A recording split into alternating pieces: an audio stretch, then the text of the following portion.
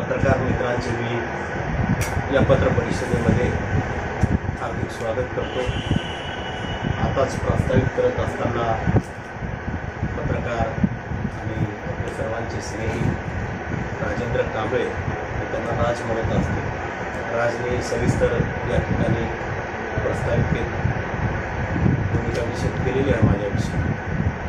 आज पहिल्यांदाच बिलोलीमध्ये विधानसभेची उमेदवारी मला 16 ऑगस्टला नांदेडमध्ये पक्षाचे राष्ट्रीय अध्यक्ष माजी खासदार प्राध्यापक जोगेंद्र गवाडे सर यांनी जाहीर केली आणि त्यानंतर आज बिलोली शहरामध्ये आपल्याला भेटण्याचा योग आहे। या पत्रकार परिषदेला पीपल्स रिपब्लिकन पार्टीचे दक्षिण जिल्हा अध्यक्ष संघरत्न खंदारे उपस्थित आहेत। जिल्ह्याचे दक्षिण महासचिव मोहनराव गर्दनमारे उपस्थित आहेत। या देगलूर बिलोली मतदारसंघाचे विधानसभा प्रमुख सतीश पांडवे उपस्थित आहेत। शहर महानगर अध्यक्ष आमचे साहेबराव सोनकांबळे उपस्थित आहेत। बिलोलीचे PRPचे अध्यक्ष आमचे जयपाल काळे आहेत। तसेच युवा आघाडीचे महाराष्ट्र प्रदेश कार्य अध्यक्ष आणि माझे चिरंजीव आकाश देशभारे उपस्थित आहेत। मित्रांनो, आता जी भूमिका मांडली तर या ठिकाणी म्हणजे गेल्या 6 महिन्यापूर्वीपासून महाराष्ट्रामध्ये पीपल्स रिपब्लिकन पार्टीच्या वतीने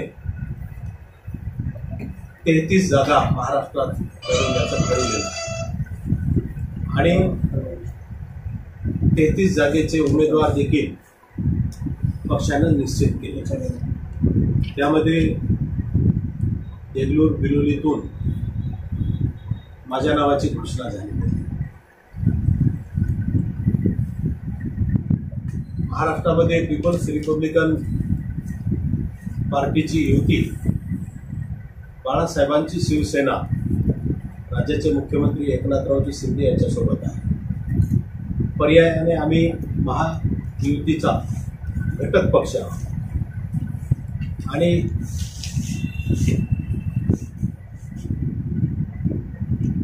घटक पक्ष असल्यामुळे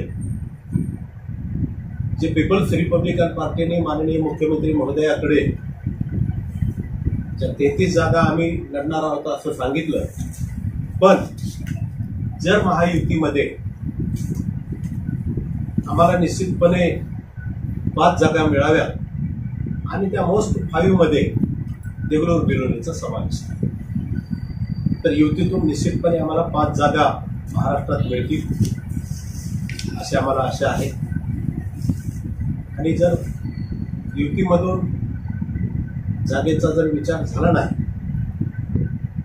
तर मी काय हौशी कार्यकर्ता नाही निवडणूक लढवण्यासाठी, तर पार्टीचं जे धोरण ठरेल त्याप्रमाणे माझ्या नावाची जरी घोषणा झाली असली आणि महायुतीमध्ये जर माझी उमेदवारी निश्चित झाली नाही, महायुती भारतीय जनता पार्टी, बाळासाहेबांची शिवसेना आणि अजित पवारांची राष्ट्रवादी या आघाडीसोबत आहे।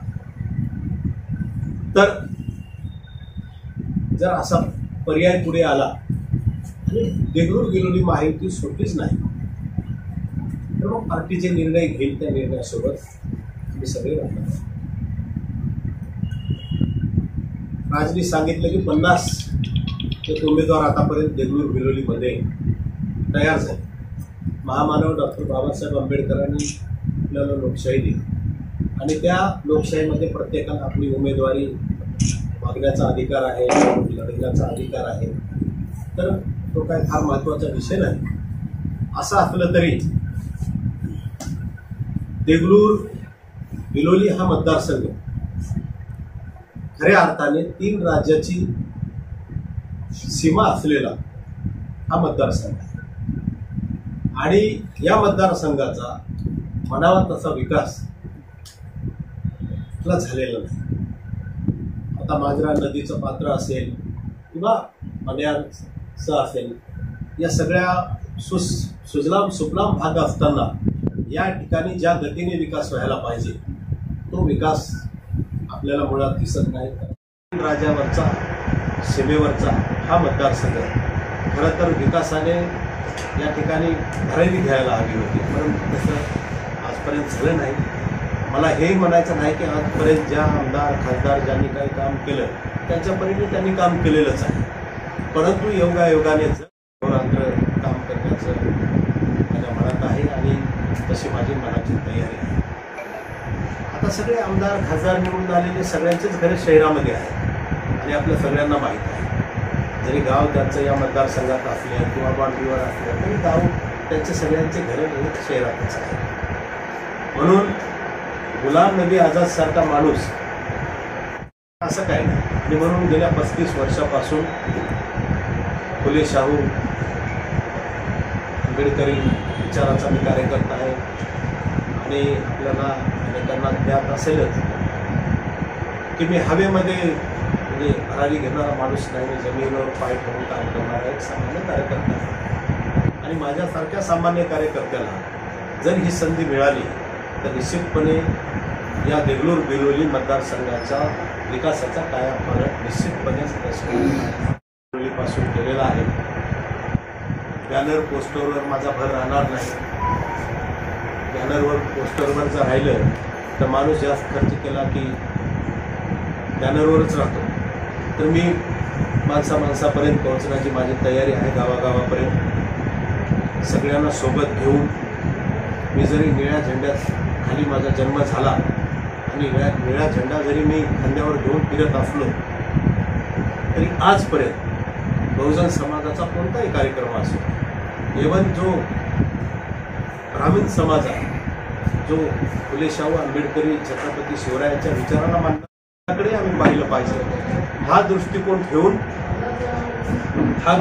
ठेवून मी 23 वर्षापूर्वी माझी आई मातोश्री कृष्णाईच्या नावाने B.R. आंबेडकर फाउंडेशनच्या माध्यमातून पत्रकारांसाठी पुरस्कार देण्याची पद्धत आम्ही सुरू केली आणि त्यामध्ये पुरस्कार देत असताना अनेकांचे गैरसमज होत असतात, परंतु आम्ही असतो। तसा माझा जन्म हा पत्रकारितेतच होत होता। मी 1992ला रिपब्लिकन सकाळ नावाचं साप्ताहिक सुरू केलं। त्यानंतर माझं 2009ला नांदेड दर्पण नावाचं वृत्तपत्र होतं, पण हे सगळं खर्चिक बाब आणि ह्या सगळ्या गोष्टी काही गोष्टी पटत नव्हत्या, त्याच्यामुळे संपादक होण्यापेक्षा आपल्याच बातम्या इतरांना छापावं असं कार्य आपण केलं पाहिजे म्हणून ते क्षेत्र मी बाजूला केलं। तर नांदेड महानगरपालिकेतही काम करत असताना प्रभाग क्रमांक 10 नांदेड महापालिकेचा जो माझा प्रभाग आहे त्या प्रभागात आपण काम बघितलं तर प्रत्येक विकासाच्या कामासोबतच मुस्लिम समाजासाठी फारुख नगर दरवेश नगर नावाचा भाग आहे। पावसाळ्यामध्ये नमाज पडण्यासाठी त्यांना त्रास व्हायचा, तर मग असाच त्यांनी प्रस्ताव ठेवला। मी निवडणूक हारलो आणि ते मला प्रस्ताव ठेवायला घाबरत होते, कशाला साहेब ऐकत की नाही, तर त्यांनी सांगितलं की ही जी अडचण आहे तुमच्या लक्षात आहे, तर दरवेश नगरच्या नमाजमध्ये जाण्यासाठी फारुख नगरच्या लोकांना रस्ता नाही, तुम्ही त्यांना प्लॉट विकत घेतला आणि रस्ता करून। आता मागे निवडून आल्यानंतर पहिलं काम निवडणुकीच्या अगोदर DP सावंत यांच्या आणि अशोकरावजींच्या उपस्थितीत लोकांना आश्वासन दिले। निवडणूक हारलो तरी दत्तात्रय मंदिरासाठी सभागृह बांधून दिले। तर कवाडे साहेब योगायोगाने MLC होते, विधान परिषद सदस्य, त्यांच्या निधीतून मी ते सभागृह त्या ठिकाणी बांधले आणि माझ्या प्रभागात येऊन जर आपण बौद्ध विहारापूरची जर कमान बघितली सांचीची तर तुम्हाला एक आगळी वेगळी कमान त्या ठिकाणी दिसते। काही मंदिर असतील, कोणता मग गणेश उत्सव असेल, दुर्गा मातेचा उत्सव असेल, सर्व धर्म समभाव हे तत्व आम्ही अंगीकारून गेल्या 35 वर्षापासून मी या समाजसेवेमध्ये आहे। पक्ष माझा निळा झेंडा असला तरी लोक माझ्यासोबत किंवा समाज किंवा मतदार भेदभाव करत नाही।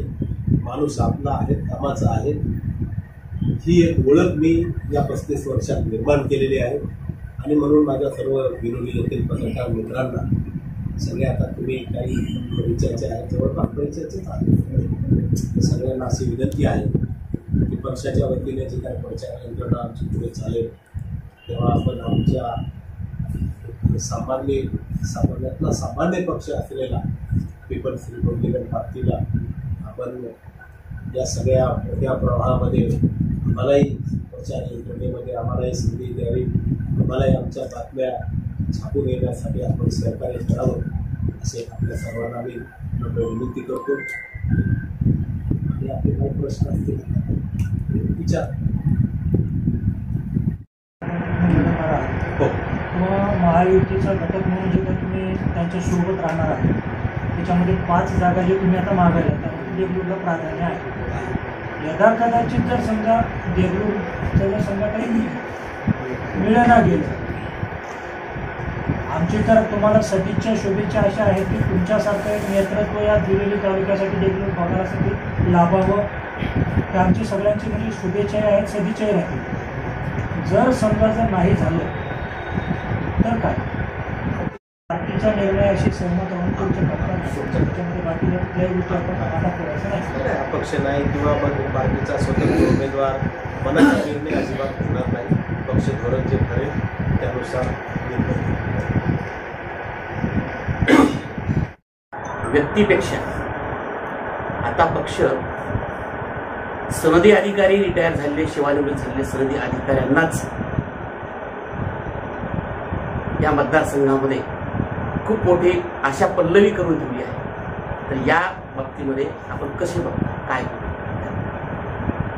म्हणजे तळागाळातला कार्यकर्ता किंवा गोरगरिबाचे प्रश्न जाणणारा कार्यकर्ता बाजूला सारून ज्याला गोरगरिबाची जाण नाही प्रश्नाची जाण नाही गायऱ्यान म्हणजे काय माहीत नाही घरकुलाला किती अनुदान येते माहीत नाही काय धार्मिक रेषेखालचे म्हणजे रेषेखाली BPL म्हणजे माहीत नाही कुठलाच प्रश्न राशन दुकानदाराचा प्रश्न काय आहे किती किलो मिळते किती किलो मिळत नाही याचं कुठलंही ज्ञान नसताना केवळ सेवानिवृत्त सनदी अधिकारी म्हणून जे त्यांच्या जवळ घुटमळलेले आहे अशांना पक्ष संधी देऊ इच्छिते तर आपण याकडे कसं बघता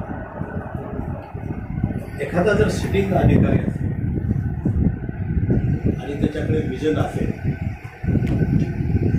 आणि तो राजीनामा देऊन जर निवडणुकीची तयारी करत असेल तर त्याचं निश्चित स्वागत केलं पाहिजे पण ज्याची सेवानिवृत्ती झालेली आहे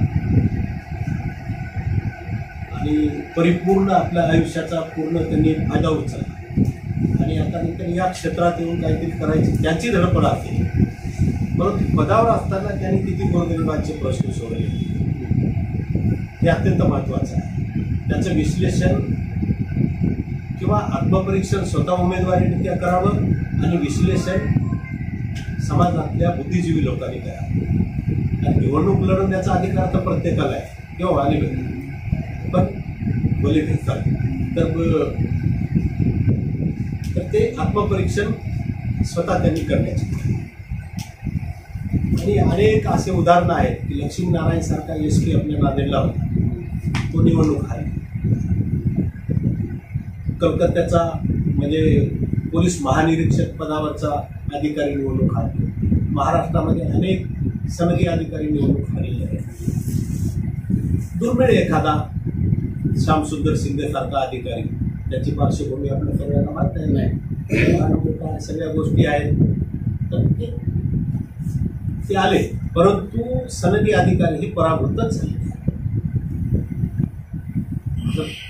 असं माझं ओपिनियन आहे आणि माझ्या कॉलेजमध्ये जे बघितलं कारण लोक स्वीकारत कारण तुम्ही आता जे BPLचा प्रश्न काढला रेशन दुकानाचा प्रश्न काढला ते लोकांना माहीत नाही या अधिकाऱ्यांना माहीत नाही खाली आता गरिबाचं घर किती याच्यात चालतं काही नाही ग्रामीण भागामध्ये एक व्यक्तीला किती लिटर पाणी लागते दररोजचं शहरामधल्या व्यक्तीला किती लिटरचं लागते मेट्रोपॉलिटन सिटीमधल्या लोकांना एक दिवसासाठी किती लिटर पाणी लागते काही नॉलेज नसते किंवा असं नाही परंतु ते माणसापुढे येऊन कधी त्यांनी प्रकट केलेलं नसते असं आहे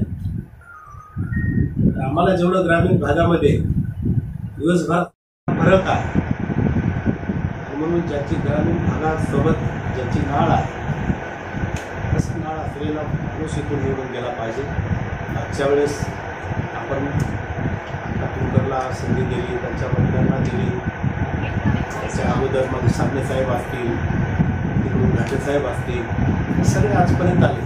आणि एक रावतगाव कर्ज वगैरे, मी जातीचं राजकारण करणारा माणूस नाही, परंतु आता बौद्ध समाजामध्ये चर्चा सुरू आहे की बौद्धच पाहिजे, बौद्धच पाहिजे. अहो, काम करणारा चर्मकार असेल, मातंग असेल तर त्यांचं स्वागत करा ना, हेच पाहिजे आता का.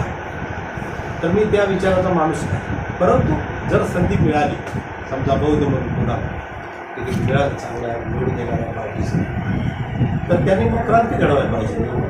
तुमच्या मताचा आदर आपण जे आहे ते त्याच्यामध्ये येत नाही.